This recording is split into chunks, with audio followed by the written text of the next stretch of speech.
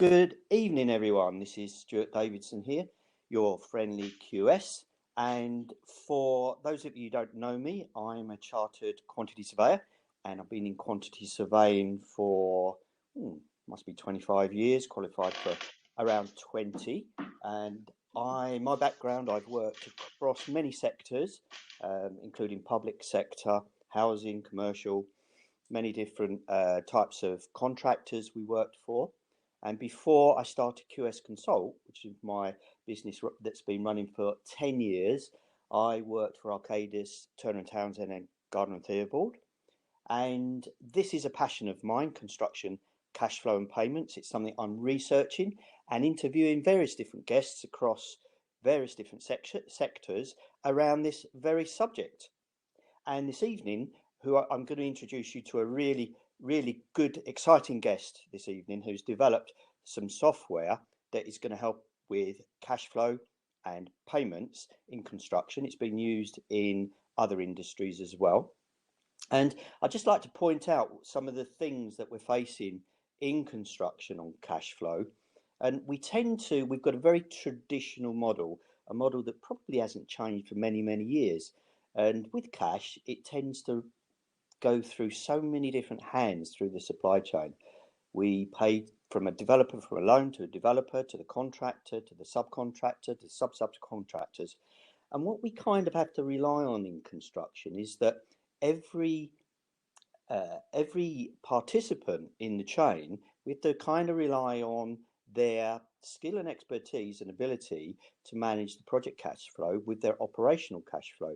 So you could see you've got this disparate number of operations going on, and from a client or developer's point of view, he needs to trust that they're all going to be managing an operational cash flow, and it's all syncing with the project as a whole. And one of the things we're seeing is in a thing that I call, but it wasn't coined by me, it was coined by Professor Russell Kenley. Cash flow farming is where companies or maybe main contractors use they get paid, the money goes into their operational account, and that operational account has different demands on it.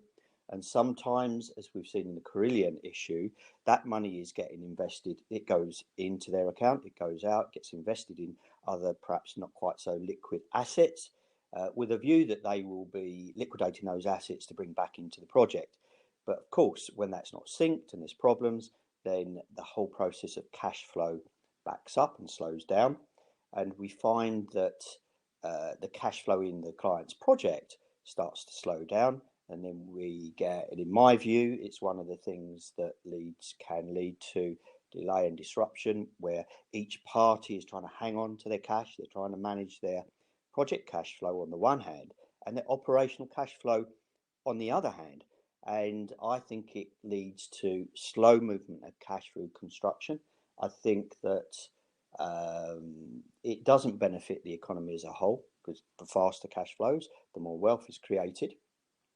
So it's a very, very complex nature of construction in terms of how we fund projects and how the cash flows through a project.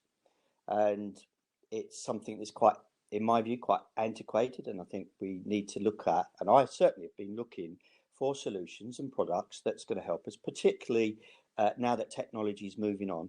Are there projects that we can use that will enable us to better manage cash flow, maybe centralize cash flow, maybe to support and help all the companies within the supply chain of construction, particularly as we tend to work on low working capital and quite low profit margins. And so companies are looking to see what other ways they can maximize profit, and it doesn't always benefit the project as a whole.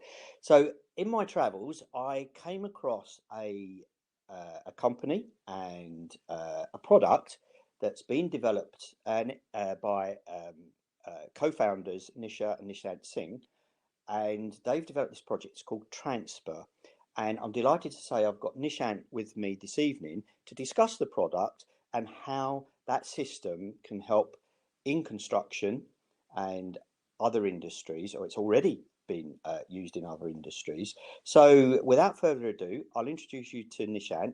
So good evening, Nishant. How are you? Hey, Stuart. I'm doing good. Thanks a lot for inviting me onto your podcast. That's Uh, great to have you on here. Really exciting, and I'm sure the listeners will be really interested to hear about the product and transfer. And I just wondered, if you could give a little bit of background about yourself and business and how you came to develop transfer. so I'm a serial entrepreneur. And have been. This is like my fourth startup now. We were in real estate industry. I was doing home automation and elevators, wireless technology before this, and sold off that company about 3 years ago. My biggest problem doing that was that I wasn't getting paid on time. I was kind of at the bottom of the chain. And I do understand that the developer at the top of the chain would be releasing money into the supply chain. The thing is that because of various frictions and various problems throughout the supply chain, the money never reached us on time. And because of that, we were say, facing working capital problems, and this was increasing our costs. And this was not just happening with us; it was happening with everyone, but at every stage in the supply chain. And all these costs were being added up and then passed on up the chain to the developer. Uh, in essence, my problem was not getting paid on time, money not flowing fast enough in the supply chain. And we started solving that problem and created Transfer. We were part of FCA Sandbox, wherein we worked with the regulatory authority to figure out the right way of doing this thing. We were part of the Accenture FinTech Innovation Lab, where more than 31 banks helped us create this product. I'll come on to the product later on in our discussion, but yeah, that's about me and how I started this. Fantastic. That's really interesting, Nishant. And what uh, what other industries is the product being used in at the moment? So it is being used in telecom, it's being used in retail, uh, it's been used in consumable products, packaged consumable products, CPG sector, and real estate is the next place where we are entering. Fantastic. And are those how is that working out? What kind of feedback are you getting back from those industries on the product? So removing friction always helps. It's in everyone's interest that there be faster movement of money throughout the supply chain. Uh, there wasn't any product that could help do this before we started. Uh, and what we are seeing in various supply chains is that being able to work without money, not having to worry about working capital, being able to pay off your suppliers without having to go out and get a loan or having Mm, to get money out of your own pocket is a mm. refreshingly good thing for everyone. Definitely. I can see how that would help the construction industry and the development, property development and real estate. And considering the issues we have with cash flow and robbing Peter to pay Paul to try and keep the money in the project, I was interested. I gave a presentation a few weeks back to some developers, and I mentioned that. Did you realise that the money that you pay to your contractor doesn't always necessarily stay in your project, and explain the difference between operating cash flow and project cash flow. And some of them were actually shocked that you didn't realise that how the money flows sideways in and out of a project traditionally. So in that respect, Nishant, how do you see that the system? If you could give us a little bit of a explanation what the system does, what it could do, and how it could kind of address these problems that I've outlined in construction for our industry. Stuart. So let's assume a small supply chain in a real estate project where there is a developer at the top of the chain, then there are the contractors. The contractors are procuring services or goods from subcontractors who would be procuring something from the suppliers. So it's like a big inverse tree starting from the top of the chain and then developing as it goes down. What we enable the developer to do is upload the invoices, the payable invoices on our platform and create a promise of payment against that accepted invoice. and offer it to their contractors, and then their contractors can use this promise and pass it down the line to the subcontractors for their payable. So it's kind of that's being used in their own supply chain. Uh, it works on normal accounting methods based on IFRS, but essentially what it means is that anyone in the chain who has a promise of payment from the developer can give that promise to someone down the chain for the work product that they are doing. The developer can actually view these promises moving in the supply chain. It's beneficial for everyone because you don't have to use money now. And everyone in the chain who is holding these promises can be sure that when the money against this promise is released, it gets directly into their bank account. So there's no one in between who needs to pay you. You can be very sure that when the money is released from the developer or the bank or the financer who is backing the project, it directly lands with you. And plus, you can be sure that there will not be any delays in the transaction, which makes it really easy for everyone to work. Fantastic. That sounds really, really interesting. And it's quite different to what we've been used to in construction. And it kind of, I would say that it relieves the main contractor and the contractors from the necessity to manage cash flow across projects. And yeah, actually, for the contractor, yeah, and this is something that we have experienced with some contractors that we are speaking with right now in the construction industry.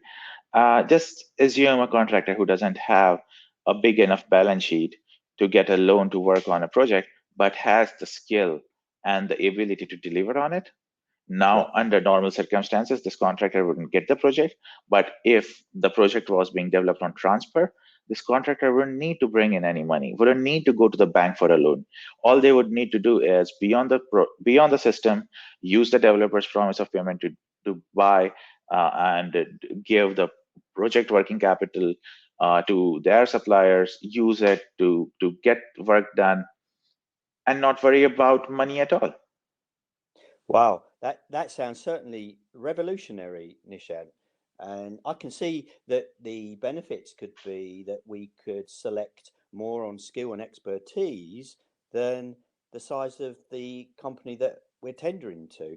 I should imagine, and particularly for public sector bodies as well, that it brings clarity and transparency, that they know that the money stays within the project.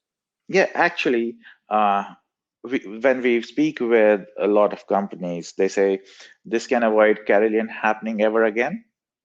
Mm. The reason being, say the project owner wants to get something done, instead of giving money, they can accept invoices and say there is accept the payable against that invoice, which is a promise of payment, which can be passed down the line. So, and it can be clearly seen. So there is no possibility of leakage in the system. One, there is a layer of uh, uh, uh, value which can be used to pay down the line for everyone that doesn't need money. And plus, when you release the money, you know it's going to hit the bottom of the chain. So whatever has happened, the work product that has been created at the bottom of the chain is owned by you. So even if a contractor in between goes bust, the project owner at the top of the chain doesn't really care anymore because they can just get another contractor in and get the work started. If in the other case, what's happening right now happens, or what happened in case of Carillion happens, wherein you're giving money to Carillion and they are paying to someone down the chain, and then Carillion owns the work product at the bottom of the chain, and they go bust, you're stuck. You don't own what's at the bottom of the chain. Yeah. You have lost your money, and it's really tough to get a new contractor in who would be ready to do work at the same rates that Caroline was doing before. And suddenly anyone who financed anyone in the chain is also in a fix because their money is now stuck. What we are trying to do is don't use money unless and until you know where it's going to land. Yeah, and I would know as a developer that I'm actually purchasing my assets. The assets are within my project right the way through, What have you seen? What's the lenders and banks' reaction when you've spoken to them about the system, Nishant? Uh, Now, the banks want to reduce the risk. Any lender wants to reduce the risk on a project. And the way of doing that is increasing transparency. Now, they have been trying to increase transparency by doing different type of audits, putting in different checks and balances. But all these checks and balances and audits, they just function to one layer down the developer. So they would probably end at the contractor level, or they would heavily depend upon milestones that are achieved, which are a quantum jump in projects, which may take a long time. Plus, there's a risk of milestone not being delivered, and you coming to know about it when the storm hits. When transfer is implemented, the bankers and the financiers, then they can actually see the promise of the developer passed down the chain, down to the smallest guy in the chain. They know that the money, when released, would reach to the person who actually needs it, who is working for the project, and not be used for anything else except the project. So the risk goes down substantially. They can now disburse money with a higher confidence that it's being used for the project. They can disburse with a higher confidence that if something goes wrong at the bottom of the chain, the work product that was created at the bottom of the chain is still owned by the developer, effectively meaning that they can reduce leakages, reduce risks of use of funds that is not intended. They can reduce the risk associated with any of the contractors going bankrupt, and they can reduce the risks of non-delivery or late delivery and overcosts. So for them, it's amazing. What we are also trying to do, what is try to bring down the cost of financing in construction, which I think personally is possible if we can show transparency to the financiers. Absolutely, yeah. That sounds really interesting because one of the things with construction, it's been difficult to fund. It is difficult to fund, and it has kind of been underfunded in the past because of the way that funders, lending agents see the risk in construction. It's a high risk. It's a high risk business, and I think that anything can that can reduce that risk and increase transparency must be a good thing. So the system sounds really I have interesting. a question for you, and Yeah. this thing has kind of confused me for quite some time. No matter where in the world, if you have a project, you erect like a big building, which has hundreds of flats, they always get sold. There are Hmm. governments who are giving subsidies for first-time buyers to buy homes. There are banks who are ready to give home loans to customers. It's rarely ever happens that a good scheme is left unsold. Yet, it's always said that construction is a high risk sector. How can a Hmm. sector wherein sales are assured, almost assured, be a Yeah. high risk sector? That's like beyond imagination. So what I understand, what I want to ask you is it because of the market that it's high risk, or is it because of the friction in the supply chain that it's high risk? Well, I think it's a combination.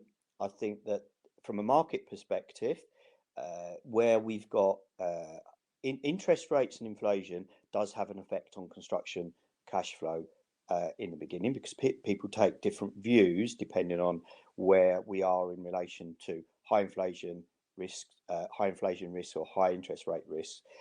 Contractors will have different strategies to their cash flow, particularly on large projects. So they may delay or speed up cash flow. They may want to bring costs forwards or push them back, depending on that. So that there is market effects, but probably not so marked these days with low inflation, low interest rates as they might have been, say, 20 years ago. But certainly, the friction in the supply chain is high because the money has to change through so many different hands, and there's so many unknowns that affect that cash flow. And I think that's one of the big risks. The other, it's traditionally we've built buildings. Buildings are built ad hoc in different locations at different times, so it's high risk in that we have to try and get the right labour to the right place at the right time, and that labour is migrant labour generally. There is an exception where we've had an increase in modular construction, but we still have high risk in the ground. So get foundations in, getting out of the ground, there's unknowns, and we can find things that might hinder the progress or put the increase in price. So it's high risk in terms of early capital development funds. That's a high risk because there's uncertainty in there, uncertainty around the level of skills and labours we get, but also uncertainty in the traditional contracts and the traditional procurement routes, which, I mean, as a quantity surveyor, traditionally I, for many years, was a client-side representative, what they call a PQS, and I would find on a traditional project, if it was a design and build or traditional, once the project has been let to a main contractor, now I'm responsible for the budgets, for the budgeting, right the way up, for the tenders, right the way up to accepting a tender and selecting a contractor. Once that contract has been selected, I then lose control of the supply chain and I lose control of the cash control of that supply chain, because the supply chain under a traditional route becomes under the ownership of the main contractor. So I kind of lose sight of it. And one of the things I like about transfer is that I get a dashboard. I can look at the dashboard and I can see where the cash is, where the money is in the whole of the supply chain.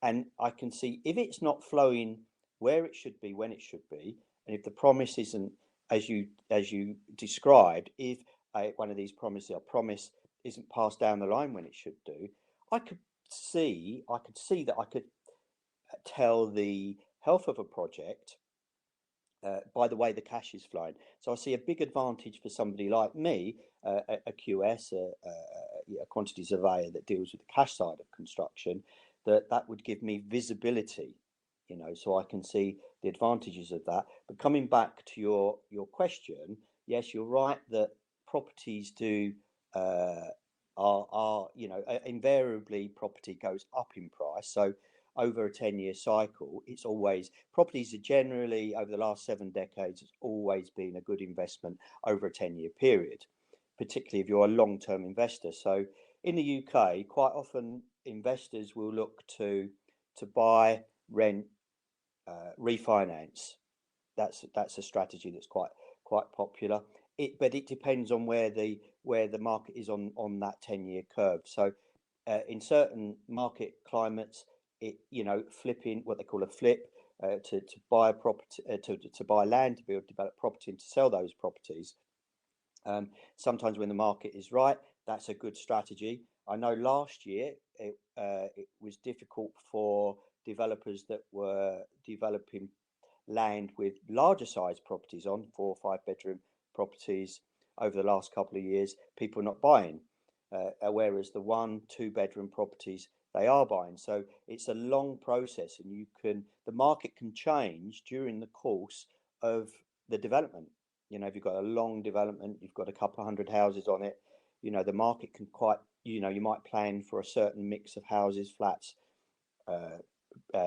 properties, and you might find that market starts to change. So you probably need to build in some flexibility into a project. So there are, because of that, the market conditions, market forces can change in terms of what people want to buy. Do they want to buy 1 bedroom, 2 bedroom?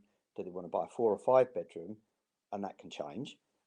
Getting back to the friction in the supply chain, we have such disparate number of different companies coming together on each project to kind of form a virtual company.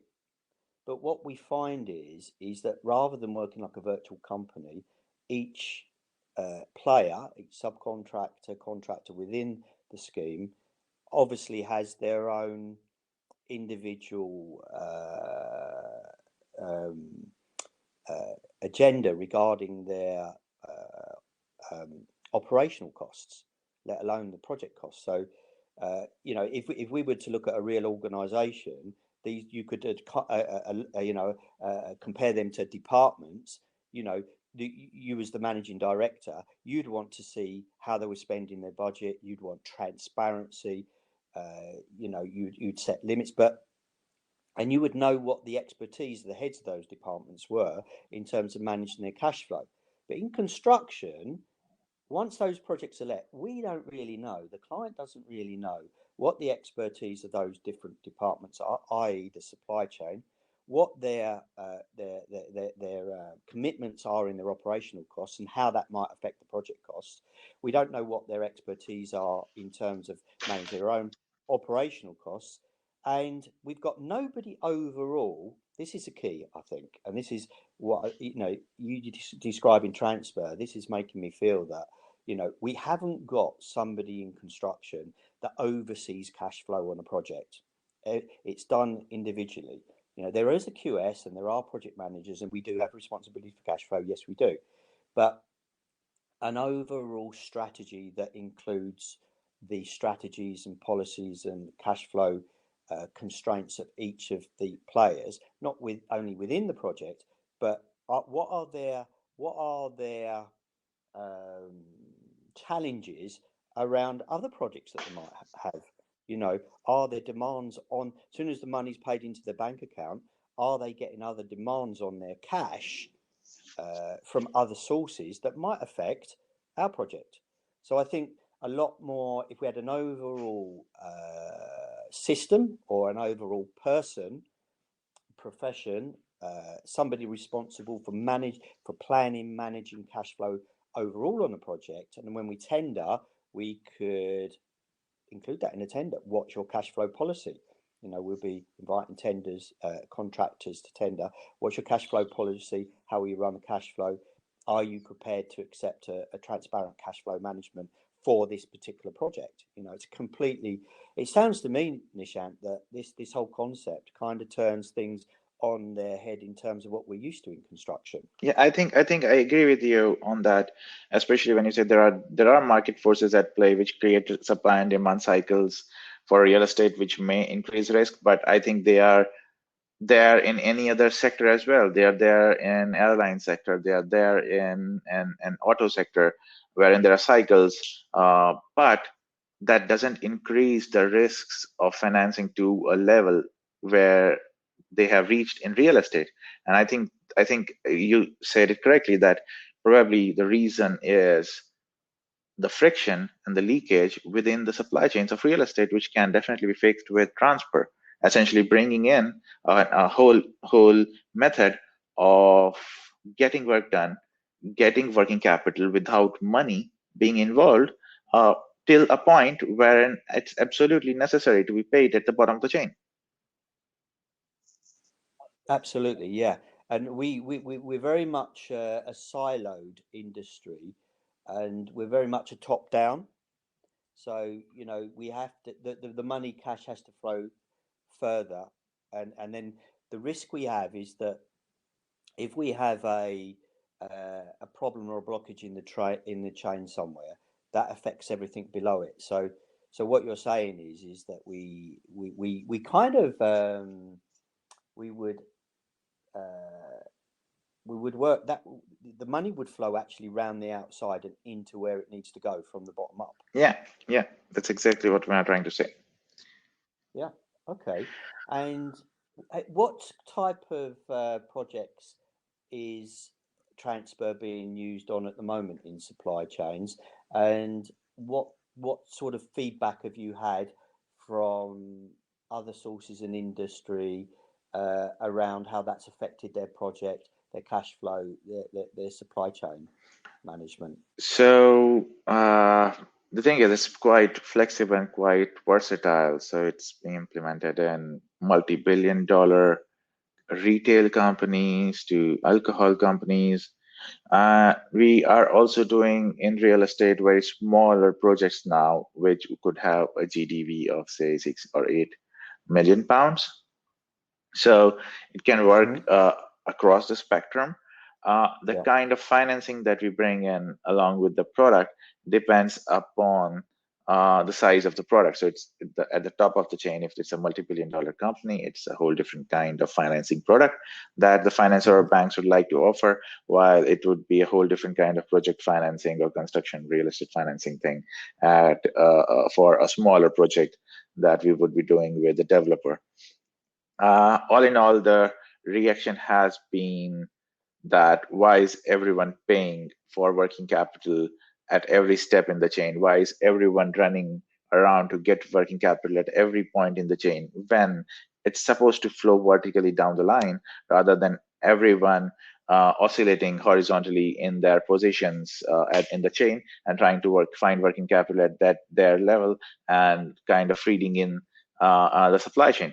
So I think the response has been amazing, especially because we take out the whole need of trying and arranging financing to a lot of extent, and we reduce the need of deploying your own cash for any project. Plus, we reduce the need of all the paperwork and processes that are involved for anyone to go and get a loan or a working capital or cash credit or overdraft facility from the bank.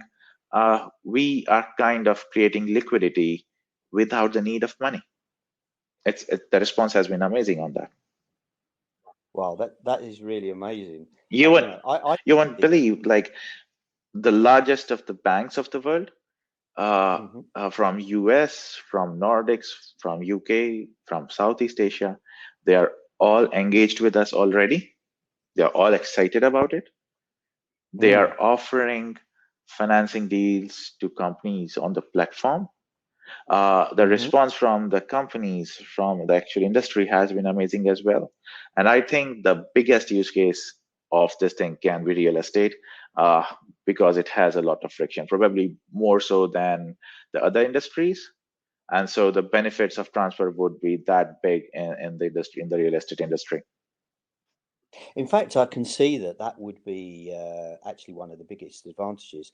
I know in property development, the property developers, they have the skill and expertise to develop property and develop land. But one of the things that they're always looking for is funding, and to fund the development, to fund the supply chain. And from what you're saying, then that the with the transfer system could be a opportunity to fund these schemes, and in fact, which means we'd get more schemes off the ground. Yeah, definitely. So transfer can work both with a funder or financer involved, or it can be funded by the developer themselves. We definitely do bring in contacts with us so that we can help the developers find the right kind of finance if they need our help in it.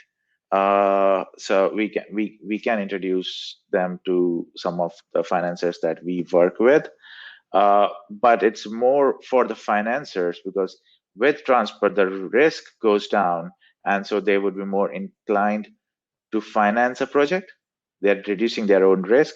They're reducing the risk on the project. They're reducing the risk of delays. They're reducing the risk of cost overruns. And so the financiers can see that they can actually reduce their risk in a real estate project if transfer is implemented over there, which in kind of would be logical, would increase their propensity to fund the real estate project. So we, fingers crossed, we hope that we can remove the friction, bring in transparency, and kind of get more projects off their feet very soon. Especially with so much hue and cry about the shortage of affordable housing in London and near about places. I think there should be more projects getting off the ground, and there should be more funding coming into it, and we can definitely play our part in reducing the risk for that funding when it comes in.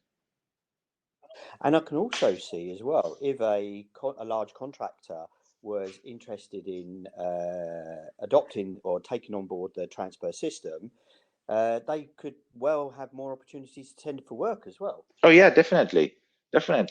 Primarily, they don't need to go around and arrange working capital, so they can definitely scale up, focus on that expansion, focus on creating your empire rather than focusing on finding money to run around the business.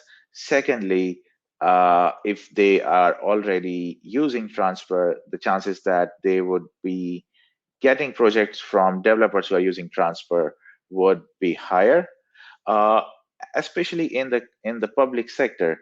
I think companies who want to get public sector contracts can prove the end use of money transparently, and bid for a project with transparency. And I think transparency would definitely be in their favor when a decision is being made as to who should build the project.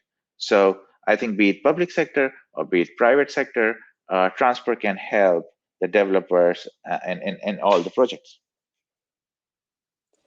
That sounds really interesting. And so, Nishan, well, thank you very much for talking about transfer today. And I'm sure it's been really interesting. I've been really interested in it. And as you know, I'm writing quite a lot on my posts on LinkedIn around cash flow and payments and around the subject in general. And so, if the listeners wanted to find out more about transfer, how could they find out more? So they can go on our website, that is transfer.co, that is Tango Romeo Alpha November Sierra Papa Echo Romeo.co, Charlie Oscar.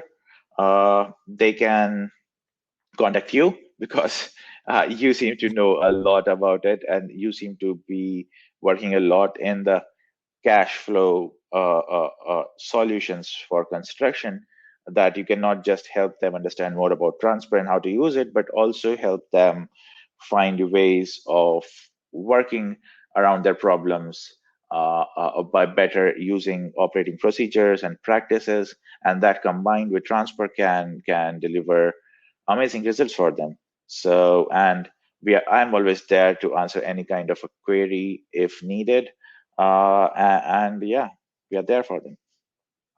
Absolutely, and just for the listeners' benefits, that how we met, and I was doing my research. I was looking for a company that was maybe developing a software that could support real estate in cash flow and transparent cash flow, and it just so happens that I came across your website, Nishan, and then called you, and we discussed it, and I feel that it's a product that and a service, a system that would work very well into real estate, very well into construction, as you've described.